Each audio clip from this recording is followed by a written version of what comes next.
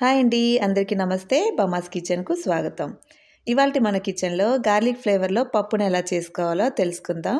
పప్పుని ఒక్కొక్కరు ఒక్కొక్క విధంగా చేసుకుంటూ ఉంటాం కదండి. నెక్స్ట్ టైం ఒకసారి ఇలా ట్రై చేయండి. ఈ టేస్ట్ మీకు చాలా బాగా నచ్చేస్తుంది. వేడివేడి అన్నంలోకి ఈ పప్పు వేసుకుంటే ఇంకా కూరతో కూడా అవసరం లేకుండా అన్నం మొత్తం పప్పుతోనే తినేవచ్చు. అంత టేస్టీగా ఉంటుంది ఈ పప్పు. సో ఇంక లేట్ చేయకుండా దీన్ని ఎలా తయారు చేసుకోవాలో దీని తయారీ విధానాన్ని చూసేద్దాం.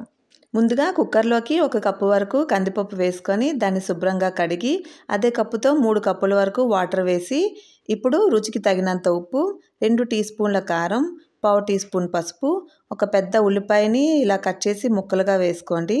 తర్వాత ఒక పెద్ద టమాటాను కూడా ముక్కలు చేసి ఇందులో వేసుకొని మూత పెట్టి పప్పుని ఉడికించుకోండి. చూడండి, పప్పు బాగా ఉడికిపోయింది. ఇప్పుడు ఒకసారి దీన్ని బాగా మెదుపుకొని పక్కన ఉంచుకోండి. తర్వాత స్టవ్ మీద ప్యాన్ పెట్టుకొని 3 టేబుల్ స్పూన్ల వరకు ఆయిల్ వేసి ఆయిల్ హీట్ అయ్యాక 1 టీ స్పూన్ ఆవాలు, 1 టీ స్పూన్ జీలకర్ర, 2 టీ స్పూన్ల శనగపప్పు, మినపప్పు కలిపి వేసుకోండి.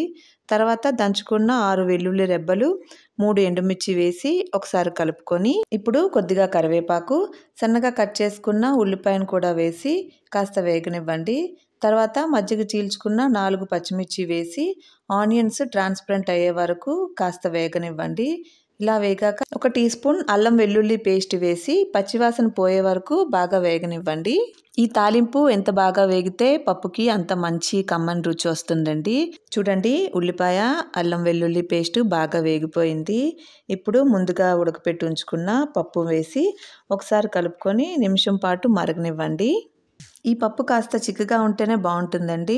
ఇలా మరిగాక స్టవ్ ఆఫ్ చేసుకొని సర్వింగ్ బౌల్లోకి తీసుకొని వేడి అన్నంతో సర్వ్ చేసుకోండి. ఇలా అల్లం వెల్లుల్లి ఫ్లేవర్తో పప్పును ఎప్పుడైనా ట్రై చేశారా? చేయకపోయి ఉంటే ఒకసారి ట్రై చేయండి. ఈ టేస్ట్ మీకు ఎలా అనిపించిందో కింద కామెంట్ సెక్షన్లో చెప్పడం మాత్రం మర్చిపోకండి. ఇలాంటి మరెన్నో రెసిపీస్ కోసం ఇప్పుడే బమాస్ కిచెన్ సబ్స్క్రైబ్ చేసుకొని పక్కనే ఉన్న బెల్ ఐకాన్ని క్లిక్ చేయండి. మరో కొత్త వీడియోతో మళ్ళీ మీ ముందుకు వస్తాను. అంతవరకు సెలవు. నమస్తే.